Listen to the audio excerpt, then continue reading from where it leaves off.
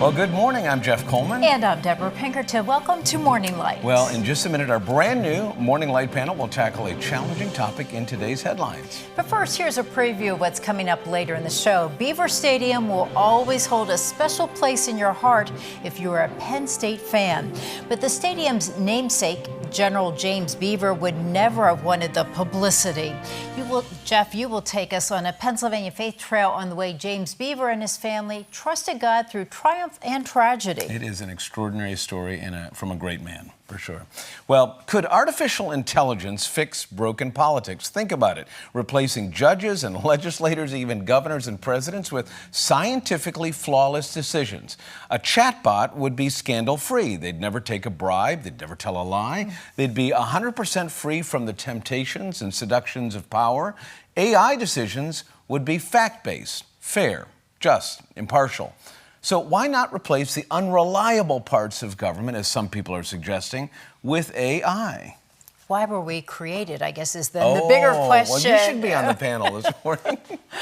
Well, we may not be ready for a robot president, but what about using artificial intelligence to run parts of government? In a new poll from Americans for Responsible Innovation shared with The Hill, 55% of Americans say they don't want decisions made about things like student aid, small business loans, or unemployment assistance made by chatbots. Apparently, most of us still want humans making those decisions. You think about all of the relationship problems we could solve if one person was replaced with a robot? Right? I'm not liking it. And long before the advent of AI, people in positions of leadership, from pastors to presidents, were expected to demonstrate certain character virtues. The qualifications? Well, honesty in their words and actions, personal integrity in their professional life, fidelity, faithfulness to a spouse and their family, fairness, courtesy in the treatment of others. And then this big one, humility, waiting to be promoted, not angling for it. In 2025, most of these virtues are really no longer a test for our leaders. Does it have to stay this way? Do these old virtues have any chance of ever making a comeback? We'll take this question to the Morning Light panel this morning, and what a panel it is. It has been a while, Daniel Malinich, since we've had you on. Welcome back. Glad to be here. You're aging well, yeah. Good to see you again, Cynthia. Good morning. Welcome back. Thank you. Pastor Joshua Robertson, fresh from the pulpit yesterday. Good to have you back. Glad to be here. Indeed. When we're talking about leaders, it's a funny thing. The leadership polls that Gallup or Pew and others take about leaders usually reflect the moment. So it doesn't really give us an insight on what people really want. There are standards that we subscribe to that say this is what we generally want to have leaders, not just political leaders. So I'm talking about leaders of homes, families, your corporation, your small business. There are certain qualities that we want to have. So many leaders are failing up and down the line that budgets are imbalanced or economies are crashing or whatever the issue is. Why not, as some are suggesting, you take out the broken pieces of government and replace it with an algorithm, a chatbot, where you could essentially put in the problem and then out comes the answer. Why or why not? Who wants to start? Dan. Yeah, I'll start. So at the end of the day, there's still someone behind the creation of that chatbot. And so to say that it takes every piece of human error out of the question isn't even the right starting point, because it has to establish a baseline of morality. What is right, what is wrong, and it all depends on who's behind that just at the very beginning. And so to say that that is a solution where we're taking people out of the equation, that's not quite true, because there's still someone that establishes, okay, in this situation, you want to look at the numbers more than the people. And so that situation, you might be forgetting about the heart of people and just about fixing the solution. Or someone else might say that people are more important than the numbers, and so you get flawed in that way. Interesting. So the morality perhaps is missing. What are you thinking about this? Well, I think what a strange question, isn't it, though? It is, and I think we would be naive to think that the two don't meet somewhere, because I think they're meeting somewhere right now. What do you mean? I mean, I think that, you know, from elementary school age children to politicians that are running our state and our country are using AI in some capability. Right.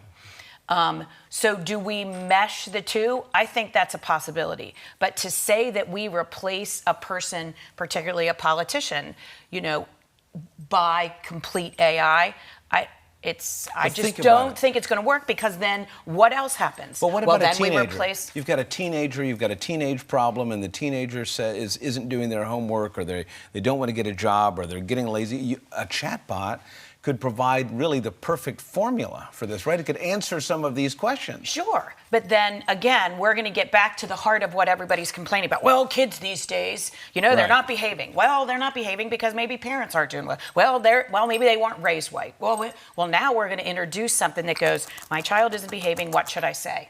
Which is, by the way, what a lot of families are doing right now. Why couldn't we, if there are some pastors, for example, who kind of phone it in, who let the chatbot write the sermon for Sunday morning, why can't these positions of leadership, what's wrong with the question that the pollster asks about chatbots taking over places of government that are not working? Well, I mean, I think as Christians, I think sometimes the scripture says we walk by faith and not by sight, but we'd rather see. And so we don't want leaders who are imperfect when that's the reality. In fact, God shows his glory in the fact that he can use someone who's imperfect to communicate a perfect message for the lifelong process of sanctification. And I think that's what, as Christians, we have to remember that God... Let me hit your pause there. When you say sanctification, if I'm not a church person, what does that mean? The lifelong process of becoming more like Jesus. Okay. Which is a lifelong process. And if you could obtain that in this lifetime, Jesus didn't have to come and die. And you don't need the mediation of the Holy Spirit to help you to live a godly life if you could accomplish it on your own. So when people get in the position of president or pastor or politician or whatever that may be, I think we forget that they are fundamentally flawed, in need of Christ, just like the rest of us, and that God gets his glory by using them in spite of their flawness. So do we allow leaders, moms, dads, business owners, presidents, do we allow them to stay unaffected once their flaws are exposed, or do we need to be working back towards the standard? Because all the standards that I mentioned, humility, not self-promoting, not manipulating, being honest in your communication, all of those things really sound like Victorian values from the 19th century.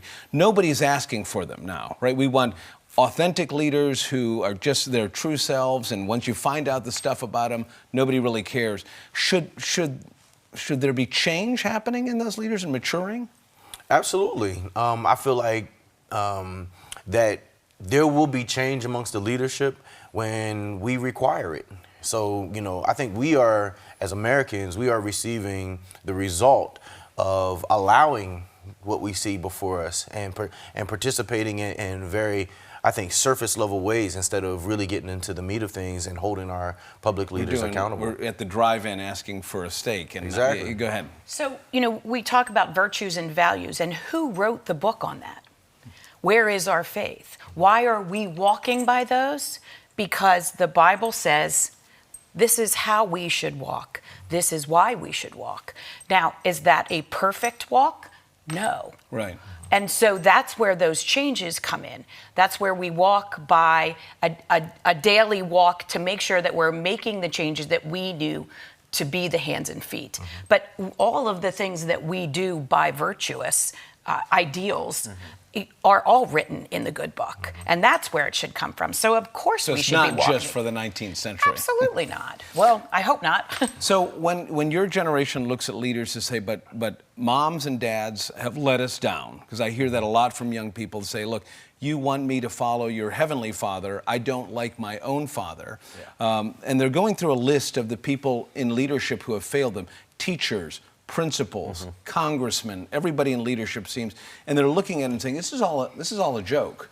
How do you get back to the point? Where do you reset that conversation to say, no matter how much they have failed, our generation is going to take responsibility and change this bad story? Yeah, I feel like a lot of conversations I have with people my age are already in that standpoint, and it's this,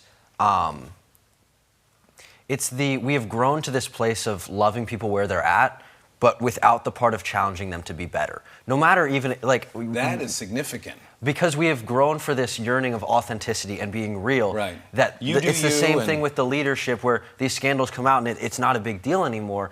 But it's okay, we can still love people no matter the brokenness, no matter any of those things. but we're missing the second step of challenging people to be better. So that's what we're missing then. We're missing that when the flaw is identified, yes, there is somebody who needs to get a hug, but there also has to be change that happens. Where do you start that conversation then, Pastor? I mean, I think this. I think all of these things can be kind of synthesized this way. God, the Creator, has made His creation to be creative. And I think that we have to creatively envision a future where we can include AI in ways that makes us efficient, but not cause us to replace the reality that all of us are flawed. We're all on the spectrum of being flawed, and we all need each other in order to be our most perfect self or our best self. And so I think that if we would creatively work together to envision a world where that exists, then we can change the trajectory of what we see now. Character in schools, you're active in schools, the idea of resetting a standard, is it possible to reset standards to say, yes, we're flawed, we're messed up, but there is a standard we have to return to? Possible? Sure. Honesty.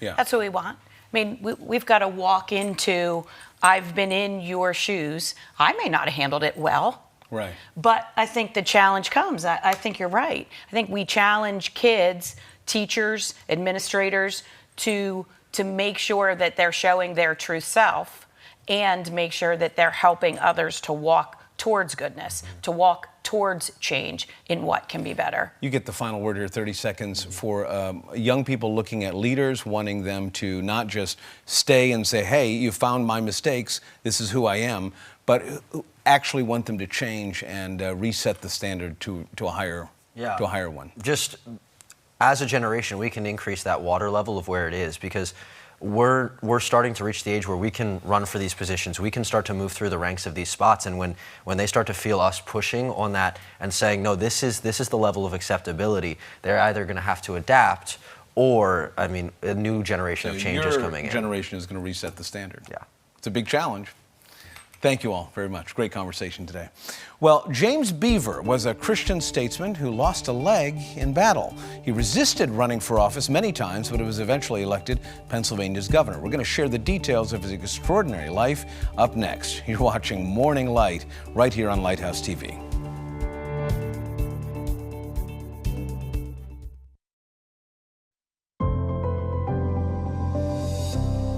There are only a handful of monuments of Governor James Beaver, but the most famous is the home of the Nittany Lions in State College, Beaver Stadium. But there is no doubt, based on all of his writings and his speeches, he would never have consented his name to be honored in such a public way. This morning, we're taking a road trip to Bellefonte, Pennsylvania, in Center County to visit the governor's beautiful hometown and learn about another member of his family, his extraordinary son, Hugh.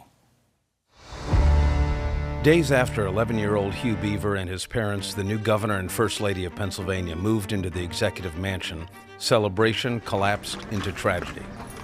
Governor and Mrs. Beaver of Pennsylvania have been greatly afflicted by the death of their 3-year-old son, who was the namesake of his father and the delight of his household.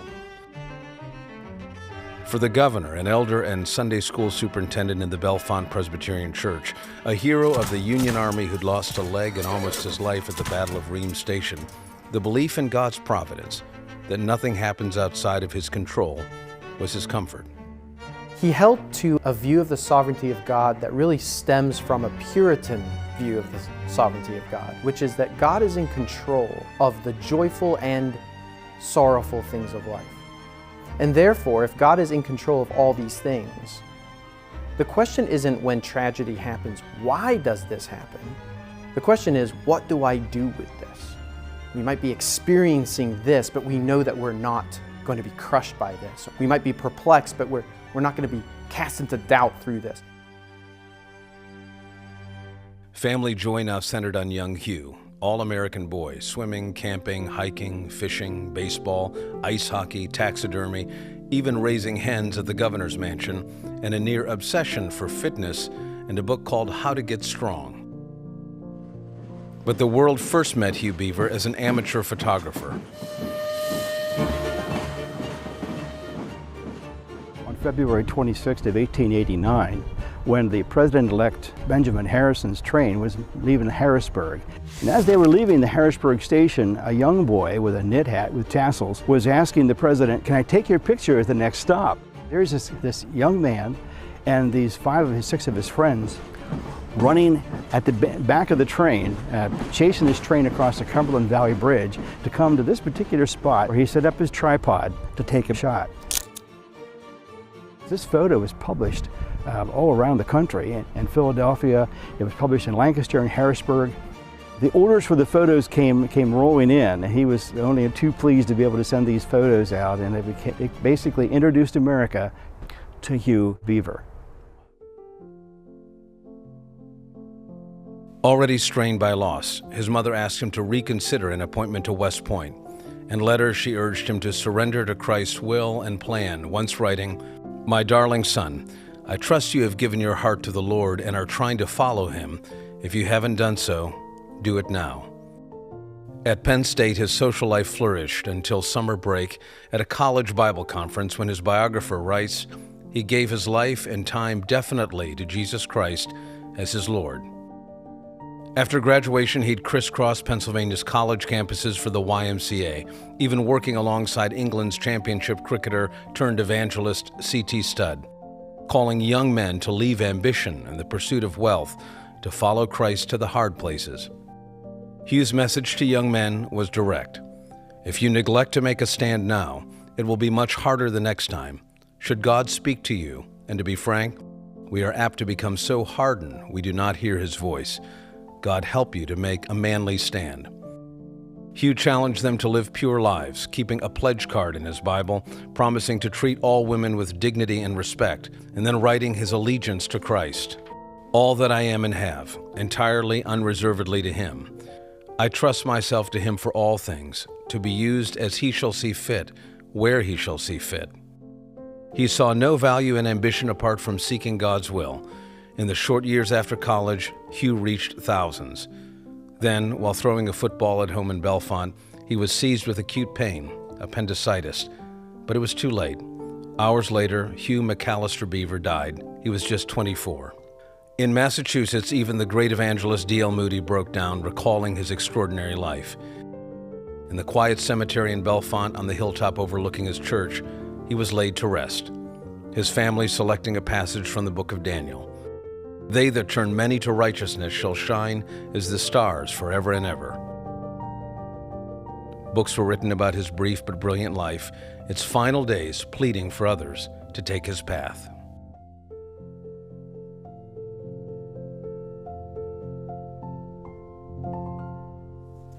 And at the end of the video you just watched, there was video of the Beaver family grave, which includes the infant son, James, who died after the inaugural. And just a few feet away, the governor wanted 4 simple sentences on his tombstone. He shared with his wife, a soldier of the Republic, a servant of the Commonwealth, a lover of his kind, and a follower of the cross.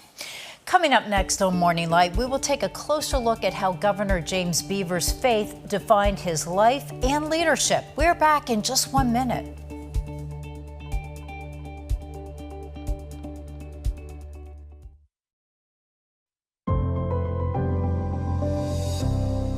Welcome back. Bellefonte, Pennsylvania, population 6,000. It's a remarkable small town. It was home to 6 Pennsylvania governors. But it's General James Beaver, Civil War hero, governor, Superior Court judge, whose life tells a powerful story of loving God, his family, and his neighbors. The story of James Beaver and his son Hugh has been largely forgotten, Deborah, to history. His heroism at the Civil War Battle of Reams Station, where he lost that leg, made him instantly popular. In his lifetime, Beaver spoke out for the equal rights of African Americans. He was a leader in the creation of the YMCA, and he was almost president of the United States. Almost. Almost. So why not? Why didn't he run? So we were talking about this in the panel today. Those 19th century, early 20th century virtues were that you did not self-promote. And it was really an idea that came from the Bible, which is leaders should be chosen by people in their community who recognize their value. And many times they were expected to turn down those honors because, hey, if it was motivated by ambition, somebody trying to get something from you, or they just saw an opportunity to promote somebody and trade off of their name, then that wasn't a good enough reason to serve. So he gives a speech at the Republican Convention, 1880, nominating James Garfield. He's standing in front of this giant audience with his crutches, gives a beautiful speech, and the mayor of Bellefonte, James Beaver, is nominated for vice president. Oh, my goodness. Of course, James Garfield dies, and he Right. would have been president of the United States for almost a full term because Garfield only served for a year. So it showed a kind of humility that trusted God with the details of his life. It comes out of the Bible, comes out of theology, his belief that God promotes, and you've got to turn off the ambition to listen to the right frequency. Yeah, and that's what he did. He just listened to Correct. what God, and he was directed exactly by God. right. So let's talk about his governorship. Really, Yeah. what defined him? So I think, and I spent a lot of time in the state archives. I went to Penn State. They were very, very helpful. All of his papers were so hidden that when his house was destroyed because he died 40 years before, they found 20,000 papers tucked away in a hidden room. He had way. never expected for this to be public. But looking through his papers, there was one defining moment, and that was the Johnstown flood. James Beaver was the guy who, from the government, was there to help, but not to give money.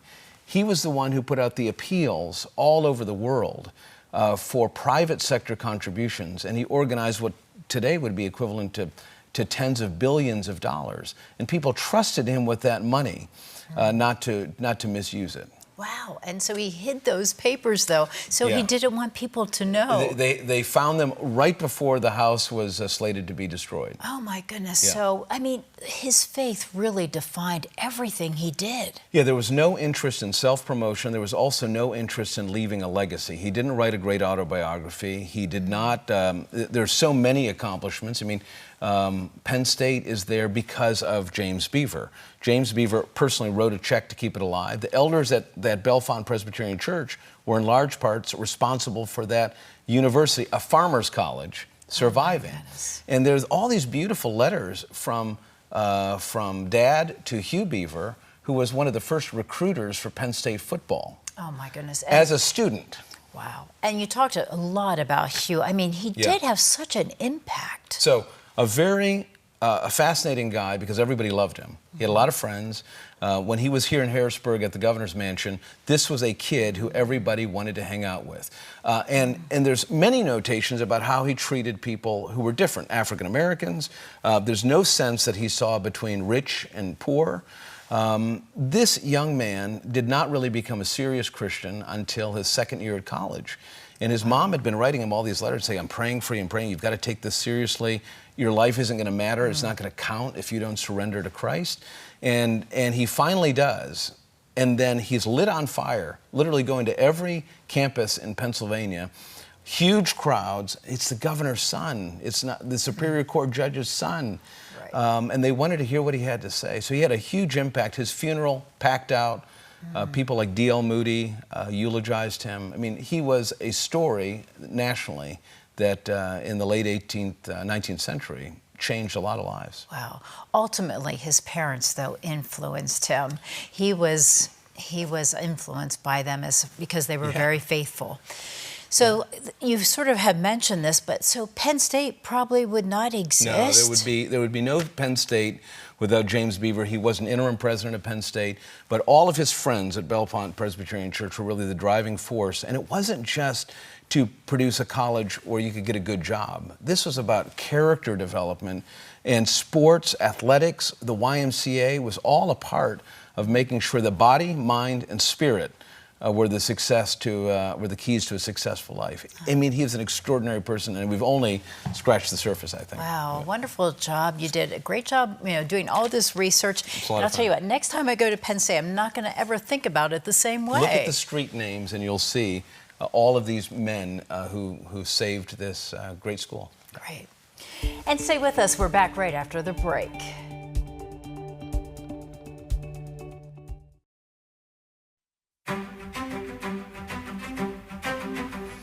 Welcome back. The death of Hugh Beaver, the governor's son who died of appendicitis at age 24, in the prime of life, full of promise and possibility, made headlines all over the country.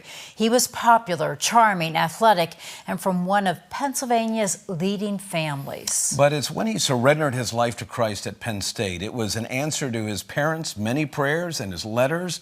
His shocking death was retold again and again in books and sermons, and a generation of young men was inspired to follow Christ, inspired to trust God with their ambitions and their futures. But it's not a story that just has implications for the late 1800s. Well, his friend and co-worker C.T. Studd wrote a poem about living and dying in a way that really matters.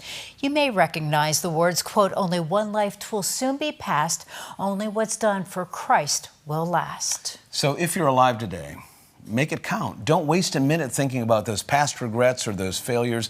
Live for Christ, serve the person in front of you now. Today matters. Live like Hugh Beaver with no regrets. And you can replay and share this special Morning Light and all our episodes from the free Lighthouse TV app. Thanks for watching. Go check on your neighbors. We'll see you again tomorrow.